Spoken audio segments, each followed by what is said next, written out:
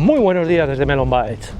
Hoy hace mucho calor, hace bochorno, así que me voy a buscar un sitio fresquito y os explico, porque esto de la manga larga a veces ayuda.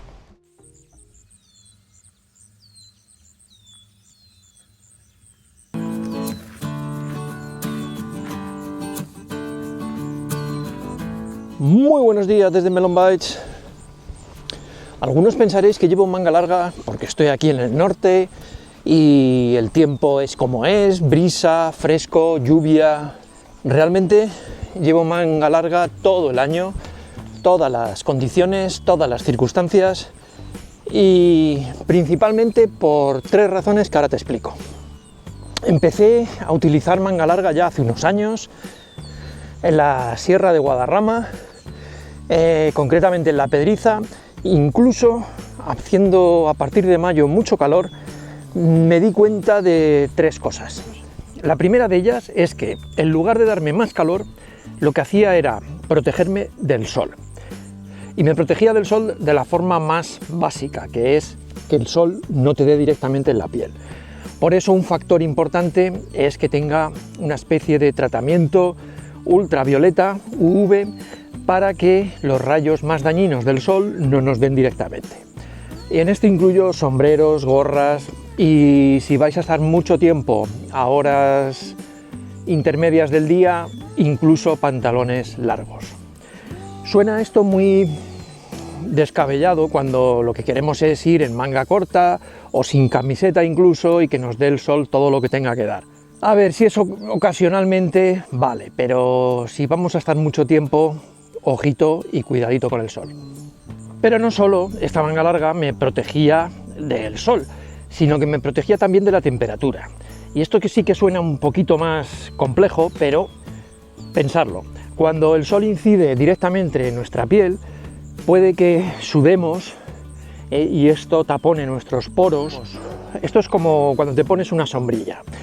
Lo que hace la sombrilla es un efecto sombra. Y ese efecto sombra lo que hace es, por un lado, nos protege un poquito del sol y al mismo tiempo crea como una capa de ventilación interna donde nos hace sentir un poquito más de frescor. Por eso veréis que en muchos países donde se habita en zonas muy soleadas, con mucho calor, normalmente siempre van vestidos de arriba a abajo. Y la tercera razón es quizá más obvia, pero creo que muy importante, y es cuando estamos en la naturaleza, cuando vamos por sitios que nos vamos a encontrar zarzas, ramas, arbustos y todo tipo de vegetación y insectos, pues una capa de protección no está nada mal. Vamos a evitar algo los roces con estas ramas, vamos a distinguir garrapatas de una forma más sencilla y tenemos una capa adicional de protección. Desde luego yo no recomiendo sin camiseta meterte en una zona con muchísima vegetación. Sobre tipos de camisetas y sobre tipos de tejidos y marcas y eso, no me voy a liar, cada uno que elija la que quiera. Por supuesto, tejidos con una base de poliéster o nylon, fibras sintéticas que nos van a aportar mayor evaporación del sudor, que van a secar mucho más rápido y que si tienen tratamiento contra los olores, pues lo vamos a llevar un poquito mejor. Os dejaré en el link dos opciones. Una camiseta de manga larga con capucha Tagvasen, creo que se llama o así. Yo la pedí una vez, pero no me terminó de convencer, es un poquito basta.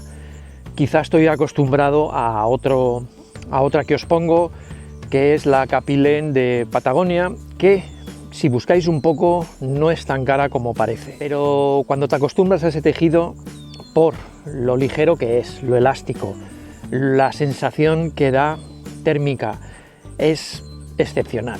Os diría incluso que más agradable que la primera camiseta que llevaba puesto, que es la de Black Diamond. Os diría que incluso si tengo que elegir, cogería la de Patagonia.